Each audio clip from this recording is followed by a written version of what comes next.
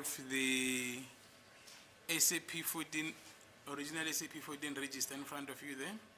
Unayo ke SAP 14 original lapha phambi kwakho? Cha. No, anginayo. I don't have.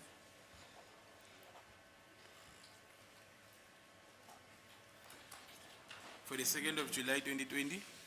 Yange-2 zikaJuly ngo-2020. Awunayo? Anginayo. I don't have. Have you seen it? Ukwayibona? Cha ngibona. No.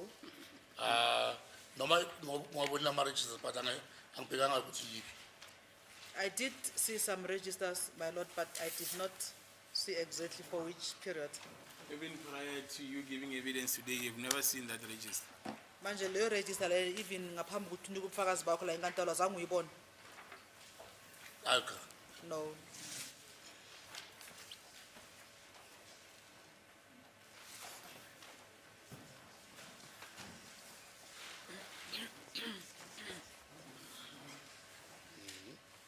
Can you identify that register? Ungasitshela ukuthi yini le register? Yebo i-SAP 14 It's SAP 14, my lord. Of which station? AP Police Station, Vilera Police Station. Villeria Police Station. So you are familiar with this register. So into yaziyo le register lo yazi le register. Yebo kus. Yes, my lord. And then you confirm that you are a relief commander at Villeria SAPS. And yavuma ukuthi wena ke relief commander Kanjalo. lapha eVilleria cells. That is correct. You are well acquainted with the standing orders of the South African Police Services. And angithi uyazi ukuthi ke amaphoyisa la nizama asebenza kanjani? Yebo. Yes. Now,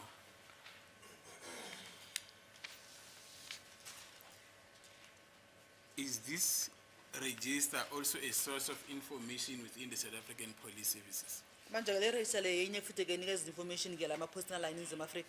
Kunjalo. That is correct. Can I regard this register as a primary source of information?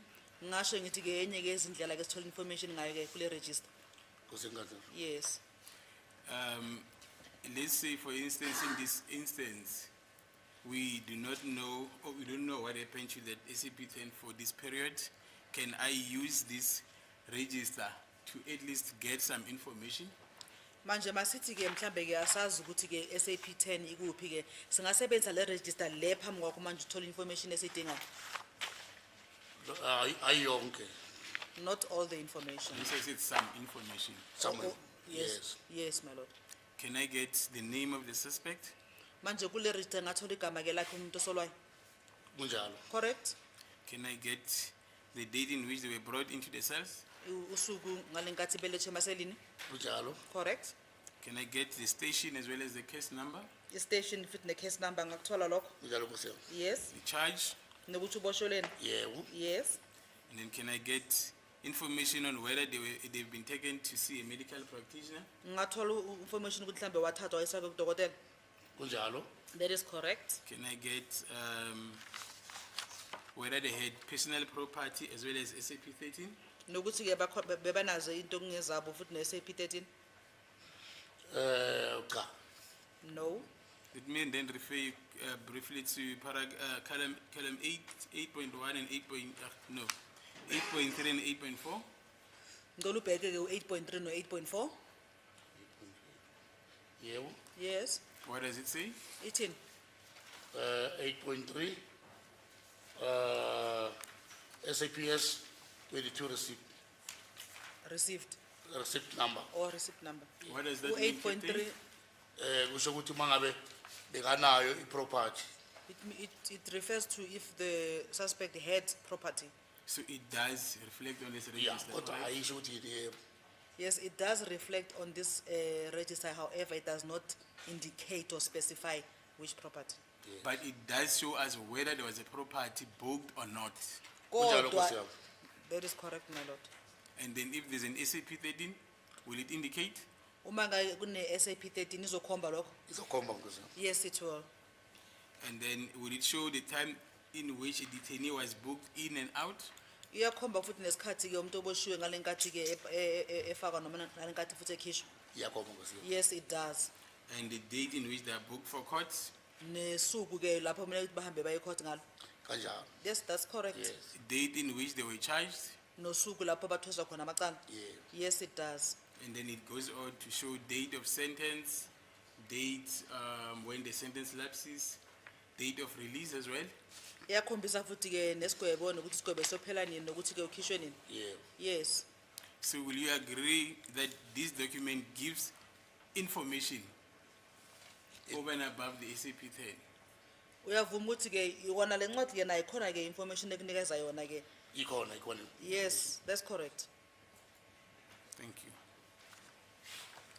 So, you said when this document is completed, okay, let me start this. Between the SAP 10 as well as the SAP 14, which one is completed first? Manje ke phakathi ke kwa SAP 10 no SAP 14 eyiphi egcwaliswa kuqala? SAP 10. SAP 10.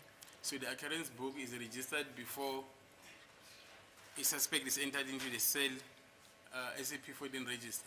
Is Manje that what you're saying? occurrence book ke ixwasa kuqala ngaphambi ukuthi suspect ke afake eselini. Yeah. Yes, that's what I'm Figure saying. what? As he comes or she comes in. So let me get this right. You first registered that Bangani Ntanzi is detained inside the occurrence book, then you later go and register him in the cell register. Is that what you're saying? No, sir. Cha, no, that is not what I'm saying. What are you saying? Uthini? Incwadi oza nazo ngesikhathi esisodwa. Yes. Kodwa njengoba uletha umuntu uyafika ngithi bese ngiyabhala suspect detained maybe bhala negama lakhe. Mancane. Uzokwazi. It's the books that you come with at the same time, my lord.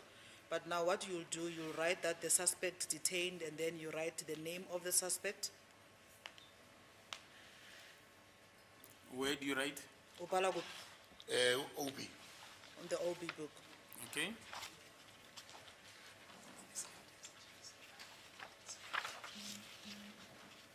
Yes. So yes. So you are writing an occurrence, correct? Yes. Ubhala kuqala ku-occurrence. Yes. Yes. But the suspect has not yet been detained in No. the SAP 14. Kodwa ke suspect akakabhalwa ku-SAP 14. Uphethe uzombhala ku OB. Bese ufaka information yakhe. Kahle into ebhalwa zibhalwa ngesikhathi esisodwa. Kuyenzeka zibhalwa abantu abawu2. Actually, these are things that are written at the very same time. It's sometimes two people, Zingamawele. they are in pairs, they are together. So sometimes two people will write the information. So you are backtracking on your first answer that the occurrence book is written first, correct? Manje ke, so Mangingedwa. if I am alone, that is what I'll do first. But my question is, are you backtracking on your first answer? Manje ke, That cannot be correct. In evidence in chief, the question that I posed, I said, are they written in simultaneously? He said yes. So where's the backtracking there? umbuso ke nawo umbuso nawo uyasho ukuthi manje ke so yashintsha manje soyasuka lapha kule mpendulo yakhe yokuqala ke uRamusipela asuka mathi inkosi enkantolo ngale nkathi ke ngibuza imibuzo ke ngiye ngasho ngathi ngiye ngambuza umbuzo washo ufakazi wathi ke le ncwadi lezi zibhalwa zombili ngesikhathi esisodwa ke akukho manje ukushintsha khona lapha. Is it please the court, my lord? Yet again, it would have been expected of the state to know these procedures, my lord, because this is their system. So if they are trying to antagonize now, as it appears from the spirit of their cross-examination that they are antagonizing the witness, they are basically antagonizing one of their own. But empirically, it is expected that because the state is part of the system, they should be knowing these things more than we do. They are actually the ones that are supposed to be leading us and telling us this is how the system works. But it doesn't appear that that is the case. But let them proceed. Okay. Manje ke umntani umnisi yasho ukuthi manje ke umbuso ke sowuphikisa manje ke uhlelo ke okumele ukuthi kube kuyibo abalaziyo ukudlula thina ukuthi kusetshenzwa kanjani. Kodwa ngendlela abayenza ngalo manje sebaphikisa ke uhlelo ngendlela lokuhamba ngakhona. Yes, sir. Thank you, my lord. I do not understand the cross-examination. May I then be permitted the objection, my lord, my apologies. May I be permitted to proceed? I mean, I was told in this court, if there's something that I put that is wrong, then there's re-examination for that purpose. So whatever that I've said to this witness that is incorrect, it will be cleared out during re-examination.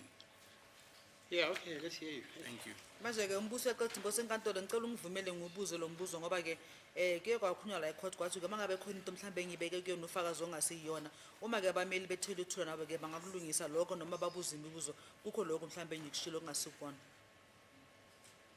Correct? So, Captain, can you tell me how is a case given its name? Captain ke ungangitshela ukuthi manje ke i-case ke inikezwa njani igama?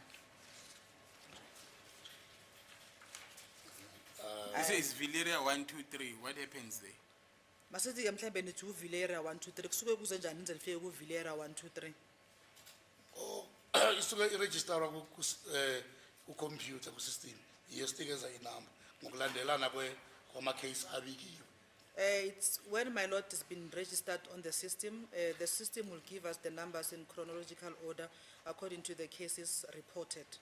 And then Villeria, how do you get to that? Manje uVilleria yena ke nifika njani lapho? Kusuke kusho ukuthi iregister ku CP stage. That will be indicating which station the register is. Am I correct to say it happened within the Villeria jurisdiction? Ngiqinisa bangithi ke yenzakale ke endaweni ke yase Villeria. Kunjalo kwesingatho. That is correct. And that's how you record information. Indlela ke that is correct, my lord. Now let us look at the register now. The second entry in that register, what is it written there? Masibheke ku register lapho umbhalweni wesibili. Kubhalweni H. The name of the second Oh, full and surname, full name and surname? full name and surname Yes. in block letters. iyakhombisa ke le ncwadi ukuthi ke kule indawo yesibili ku register ke kufanele kubhalwe ke igama nesibongo. Can you place that name on record? Come again. Can you place the name that is entered there at entry number 2? Ungabiza igama lelifaka lapha kule entry yesibili. Or igama lithi Muzi Sibiya. It's written Muzi Sibiya. And then if you proceed with the rest of that information on that block, Then it will say age, yes, then female or male, yes, and then enter the information as written there. then Sicela information oyibhaliwe khona lapho. or by male, Yes, M for male, age, then Iminyaka. age 34, It will show now as we proceed. Another column will show the age, which says 34 years old, and the gender, which is male.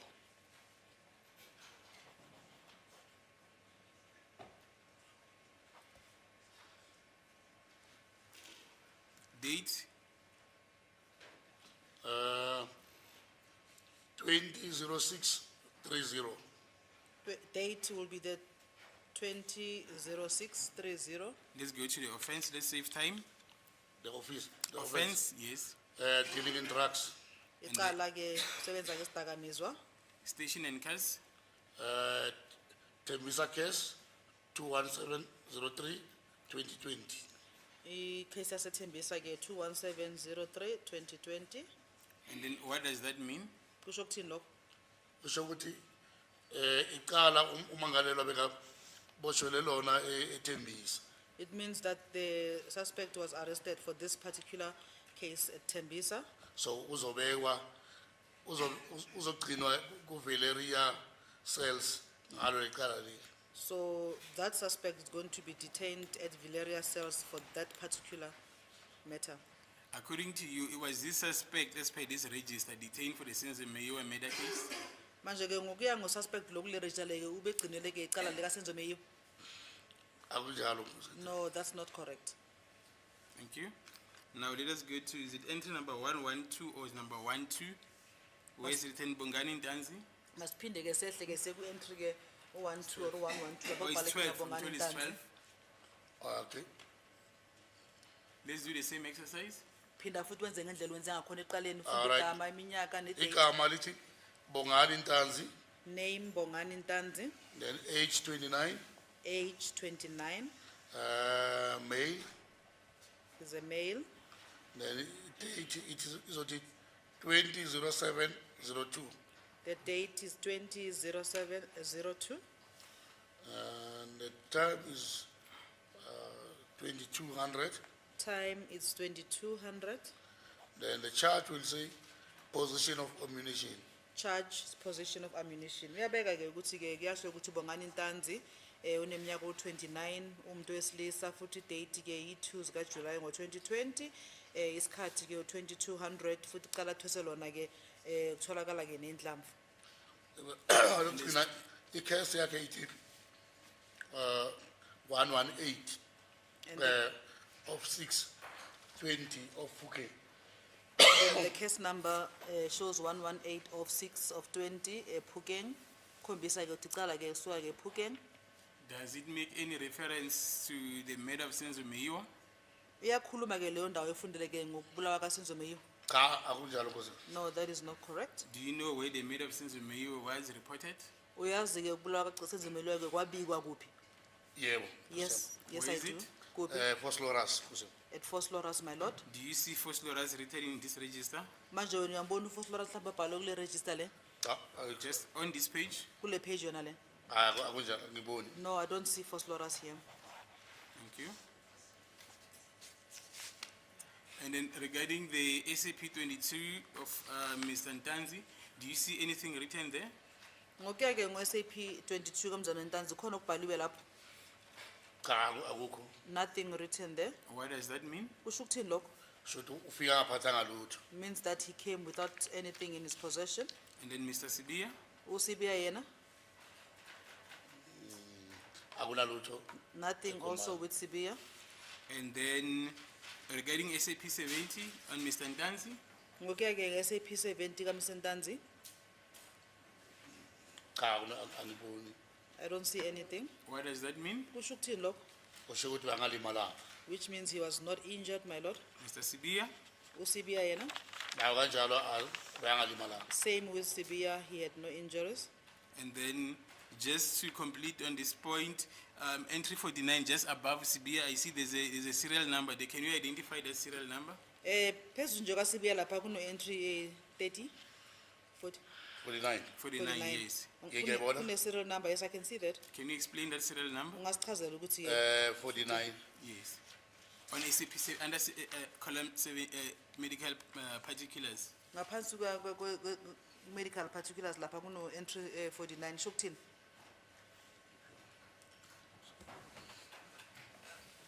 Medical particulars ngidala mangabonisa Six. kodokotela. Kolom. 9.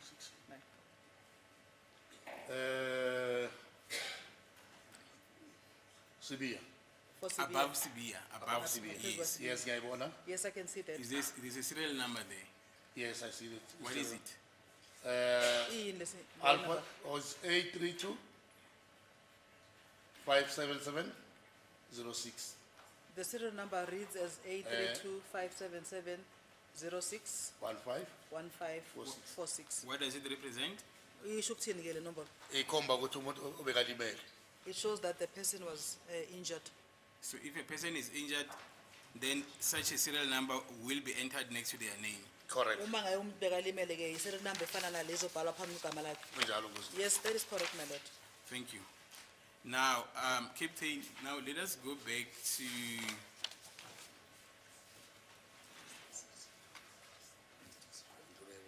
so do we have such serial numbers next to Sibia as well as Mr. Ntanzi? Manje ke unayo le serial number efana nale lephezulu phambi kwegama likaSibiya Anginayo, nelikaNtanzi. No, I don't have, my lord. Thank you. Now let us go back to the cells when a suspect is brought in.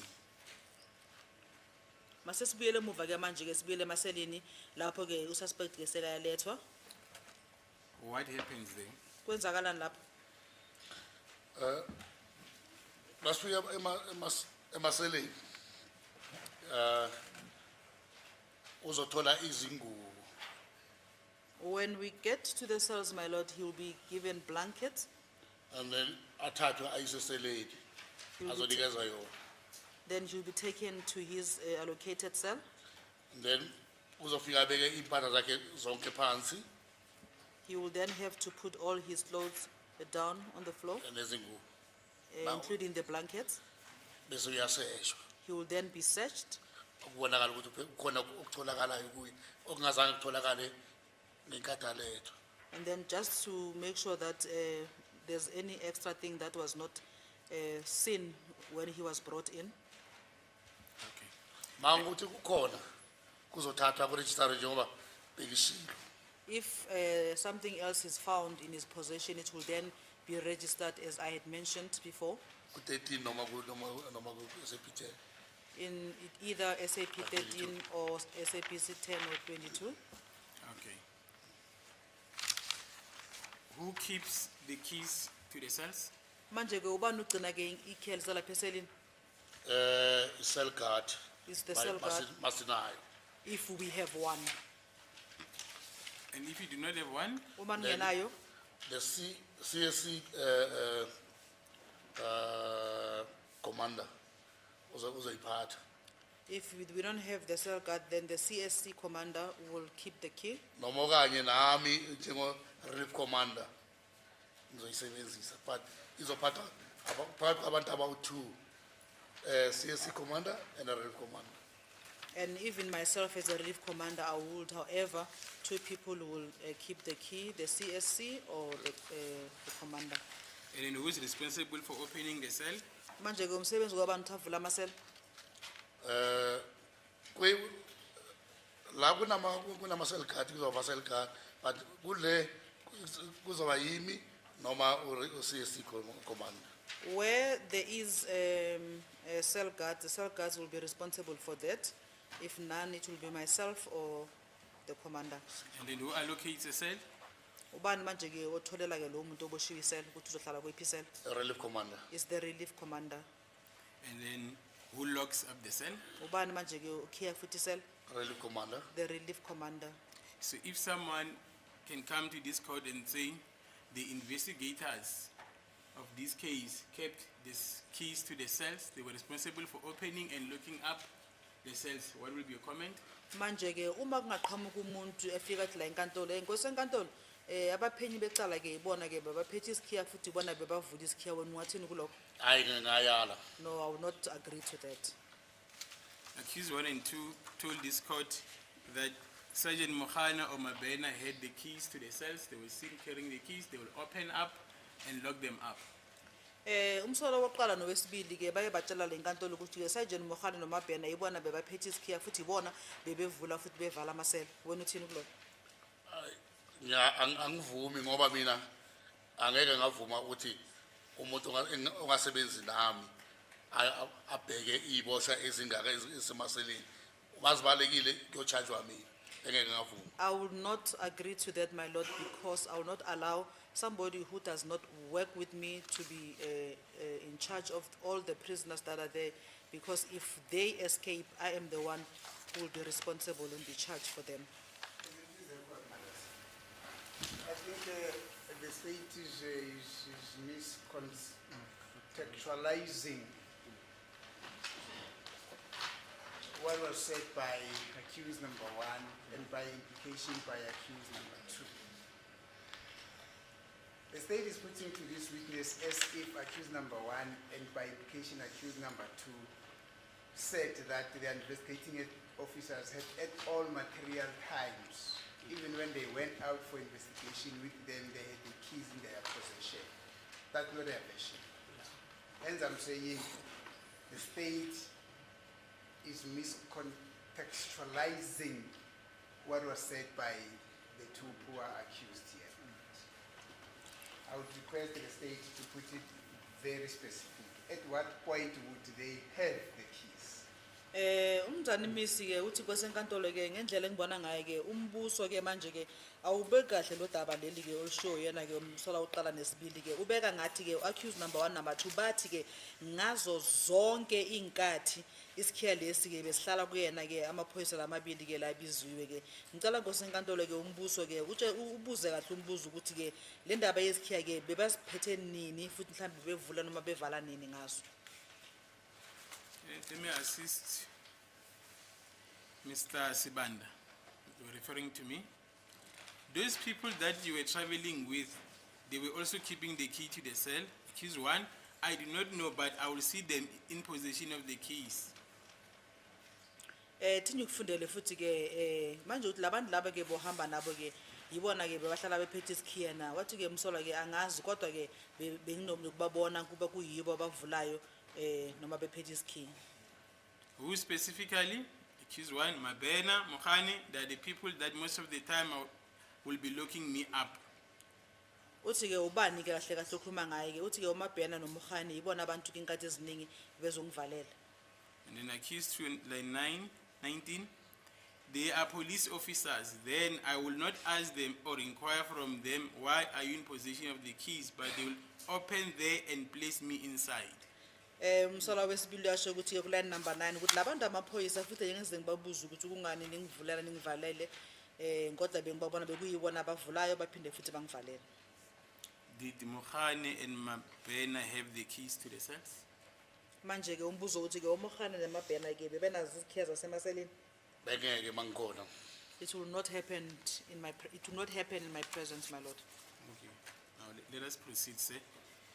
Let's make progress. Let's talk about, okay. No, it's fine, feel free. Yeah. Now let's talk about the point where you Mr. Ramosipile, withdrew the question. I want to pursue that aspect. Masekule ndaba la kaTora Musipili ke kunalapho umbuzo yowabuza waphinde futhi wahoxisa lo mbuzo lo ngithanda ukuthi sihambe futhi kuyona le ndlela yona le. Is it according to your South African Police Service standing orders that an hourly cell visit be conducted? Manje ke ngokuya ke ngokwazi kwakho nangendlela sithetshana ngayo la ngithi manje ama cell visit funeka wenze ihora nehora. Kunjalo. Yes, that's correct. Were you conducting such visits? Uboyenza yona lama visit? Kanjalo kunjalo mphethimo. Yes, my lord, I would. And then you were stopped at the stage where you said after an hour you went to see Mr. Ntanzi. Do you remember that part? Usakhumbula ngale nkathi uyowathi ke emva kwehora ke uyohamba uyobona umnumzana Ntanzi? Ngiyakhumbula. Yes, I do recall. Did you do that? Uyokwenza lokho? Yebo. Yes, I did. And then what happened? Kwasekwenzakalani? Ngafika ngababona bonke umntazi ngafika ngakhuluma naye ngifuna ukwazi ukuthi alright akukho okumhluphayo. I saw all of them, my lord, and I also interacted with Mr. Ntanzi just to find out from him if he was okay, no complaints. Kwaba nje kona lokho. That is what happened. Were there any complaints? Bekhona ke mhlambe kumhluphayo? Cha. No. Ngekho Nkosi. Did you note any injuries? Wena ngokuya ngawa mombuka ke Mr. Ntanzi ke beka nokulimala okubonakalayo? Beyanga nawe. No. Thank you. And then he says, or they say, I want to just put them together, that there were no hourly visits at Valeria police stations. Manje ke mangibafaka bobabili ke bathi boba Sorry, misinterpreter. This is yet one of those mischaracterization of evidence, especially of number 1 and 2. They said personally, in the cells in which they were detained, they've never seen a person coming to them and asking them as individuals, not the entire station. umntana Ramosipile uthi ke Nkosi enkantolo ke sengiyabona manje ngendlela ke umbuso ubeka ngakhona manje ke awubeki ngendlela ekwenzakala ngake u1 no2 bathe bona lapho bona bebegcinwe khona akuzange kuze kube khona ke umuntu ozazobavakashela azange bakhulume ngayo yonke police station ukuthi ke azange kube khona ke abantu abahambayo bayovakashela abantu abagcinwe ngaphakathi. Okay, let me respond. Proceedings of 9 February 2024 on page 69. Accused 2. My lord, there were no cell visits. The only time where I was questioned if I had a complaint, started seeing that in Rustenburg. Even at Kgoshi Mampuru, my lord, they do such. They come and ask if you have any complaint or you are sick. I have never seen such treatment at the police stations. That is accused number 2. Number 2. Okay, masibheke ke ufakazi ke obukakho umsola wesibili ke Mzansi Ntanzi ke nge-9 ka February page number 69 lapho ethi ke Nkosi enkantolo ke bewangekho ke ama cell visit lapho bengikhona ke ama cell visit ngawabona phakathi se Rustenburg nalenkathi ngisekhoshi Mampuri nabayakwenza lokho bazokuwe bazokubuza ukuthi ke kuhamba kanjani kodwa emaselini angikaze ngabona ke ukuvakashelwa kwamasela. This is the court, madam. Now that the state has taken the liberty to read what it has been placed on record, from a vantage point and from an educated mind, what does that mean from the state's point of view? That procedure, Mr. This gentleman is supposed to be, and I'm not diminishing your status, supposed to be a legal representative representing the state, and is cross-examining a witness. Are you saying he must explain his cross-examination to you or to who? That is the reason, my lord, why I initially stood up and said that was a misconceptualization of information or of evidence that came from accused 1 and 2. Mr. Ramusipi also stood up and said it was a mischaracterization No, of fine. that evidence. Now he's quoted the record. Yes. What about it? But the record does not say, my lord, there was no visitation in the entire police station. It says I've never, where I was kept, had a visitation. Okay, yes, fine. Nowhere in the record is stated that in the entire police station of Fileria there were no said visitation. Hence we are saying misconceptualization and mischaracterization. Yeah, I will clear that with From the, an with the educated captain mind, here. my lord. Fortunately, he's here, the captain. From an educated mind, my lord, we need to put this thing in their proper perspective because we're here to assist the court. We're not here to mislead the court, my lord, but we assist the court. And that is what the defense is trying to do, my lord. Thank you. Umzana umnisi uyachaza ukuthi yebo Nkosi enkantolo ke ingabe into engishoyo nami le naye esho Mr. Ramusipili ukuthi ke manje umbuso ke ngendlela ubeka ngakhona kusukhona ke accuse number 1 number 2 number 2 ke azange ke nasema record labhale phansi lokho kufunda umbuso ukuthi ke baye bathi akuzange kube khona ke ukuvakashelwa kwamaseli ke yonke police station bakhulube ngabo ukuthi bona lapho bebegcinwe khona akukho ke mhlawumbe iphoyisa leke lafika lazobavakashela into abayishoyo le. My lord, number 1, the record will speak for itself. It's very clear. Now, with the captain, is there anything that you don't understand what is written on this record? Nothing. Did you not visit Mr. Ntanzi directly? Awuzange wena yokuntanzi yomvakashela. Umvakashela. I did visit him. Was he not at Villeria? Ube ngekho eVillere? Bekasevileria. He was at Villere. Thank you.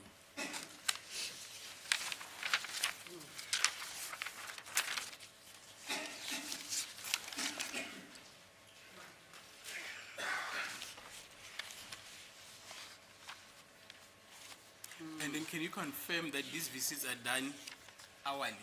Kunjalo ukuthi ke ukuvakashela emaseleni kwenza ihora nehora. Kunjalo Nkosi. That is correct. Yeah, just for my clarification. The hourly visits, are they not conducted in such a manner that the staff is changed? For instance, if the Honorable Captain is at Velaria, and I'm also at Velaria, and she is, sorry about that, housed at Velaria, and when the visits are done by me and you, the staff complement doesn't change via the police stations also. Are you with me? Are the same persons coming, in other words? It's only persons from Velaria who will come for all the time. Manje ke mnumzane ke ithi Nkosi enkantolo ke ngicela ukuthi ngibuzelana ke masithi ke wena usebenza eVilleria nami ngisebenza eVilleria neNkosi enkantolo seVilleria manje wena naye Nkosi enkantolo ke niyobheka ke abantu emaseleni ke manje kwenzeka ukuthi mhlambe kushintshe kube namanye amaphoyisa kuza wona seVilleria kuphela ayobheka abantu baseVilleria. Kunjalo kumsebenzi wethu wasevileria. It's the duties of the Villeria police my lord Okay. to do that. And then you spoke about the OB book. Uyoba ukhuluma ke ngale ncwadi le OB yangithi. Kunjalo Nkosi. Yes my lord. Was it kept at the cells or at the client saving center? Manje incwadi OB ke ibigcinwa lapha emaselini noma ku-client service center. Client Service Center, my lord. It's the client service center, my lord. And may I beg indulgence, my lord, to just confer with my colleague?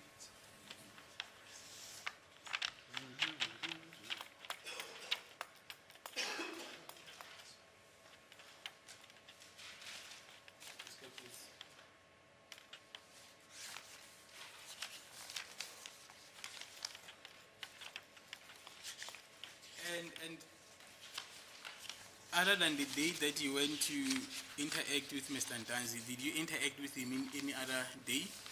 Manje ngaphathi kwalo suku lolo wahamba ke wayekhuluma naye khona mhlawumbe olunye usuku futhi lapho ke wahamba ke wabona uMr Ntanzi.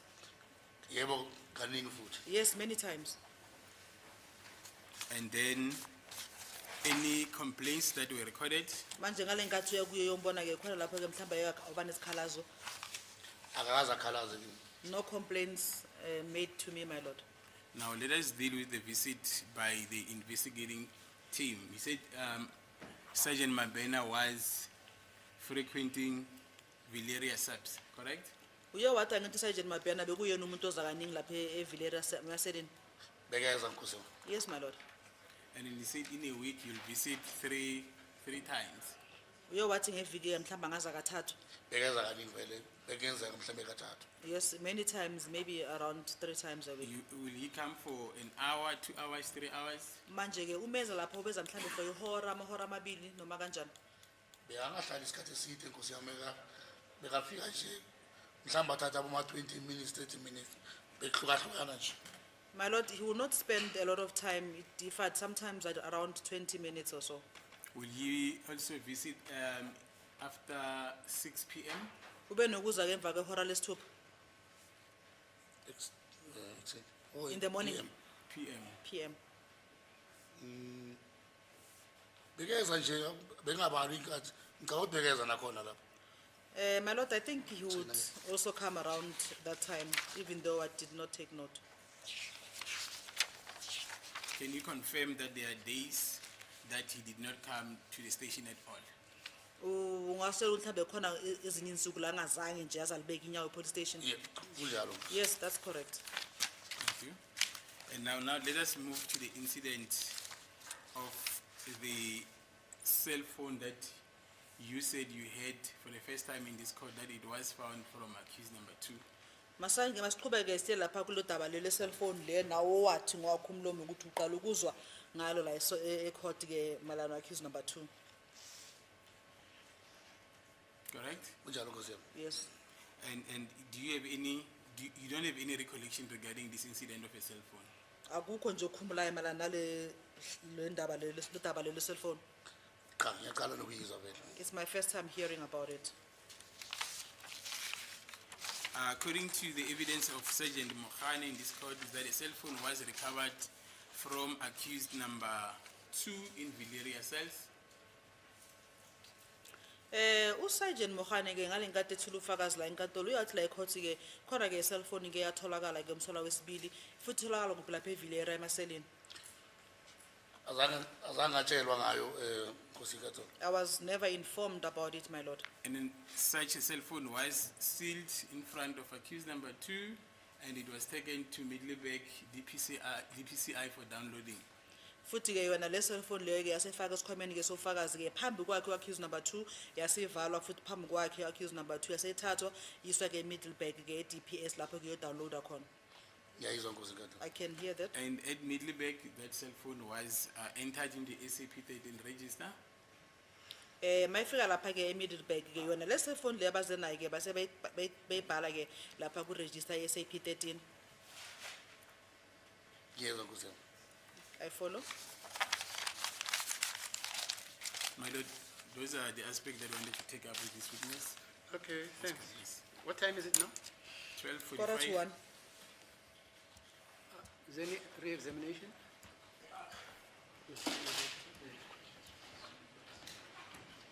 No, my lord, I don't have any questions for the captain. Okay, thanks. Yeah, Sorry, my lord, I hear Mr. Ntanzi is calling. Can I Yeah, fine. approach? Thank you.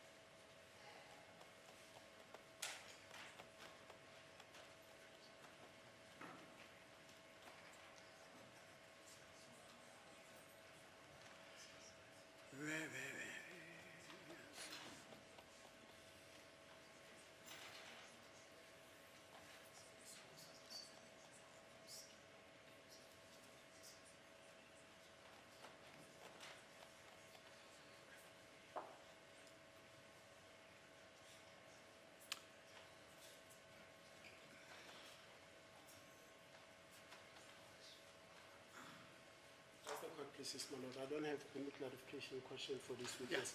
okay, thanks. Mr. I know you've made acquaintance with the captain.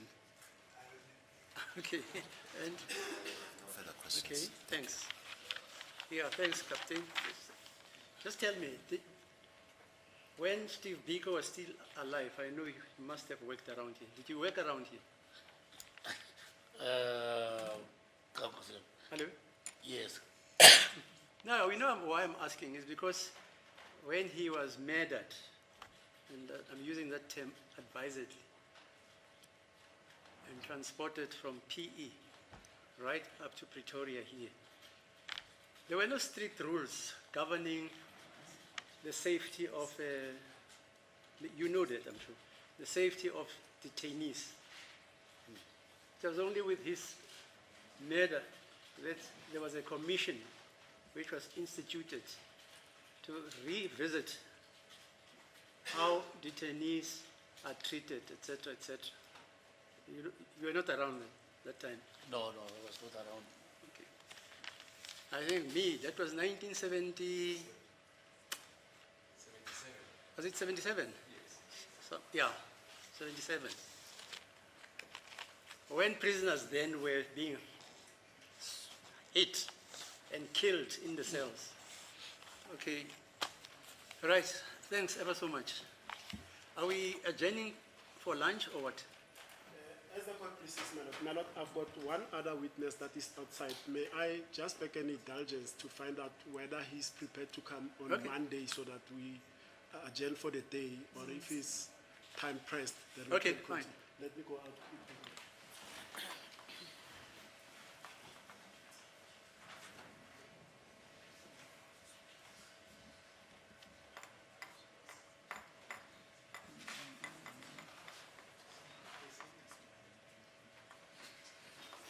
Ngiyamshiftela.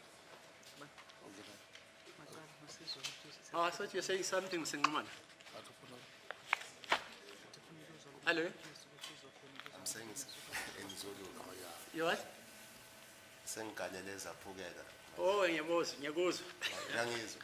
Ngiyezwa ukuthi sowugalele zaphukela. My mother is Zulu. I keep telling you guys. And I grew up at my mother's place. And it's only after they married, she and my father, that we went to live at Alexander Township. The same avenue as where Mandela lived, the 7th Avenue. You know Alexander Township? Yes. Ngakhulela lapho. And then there was 9th Avenue. It was Hugh Masekela's father, at 12, who inspector. And then at 6th and 7th Avenue, there was Uspere Pere, who was a leading knight of the ANC, and Nonzo.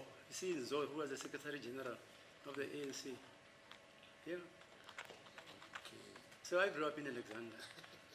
And to praise myself, my uncle is Moses Kotane. He was at 11th Avenue. I know Dr. Dadu of the Communist Party, who was the chairperson of the Communist Party, was also living at Alexander Township. So when I looked at you, I recognized you. You don't know that. Thank you. Yes, sir. As the court pleases, Captain, thank you so much for your time. My lord will proceed after lunch. After lunch? Yes. Okay, fine. After lunch.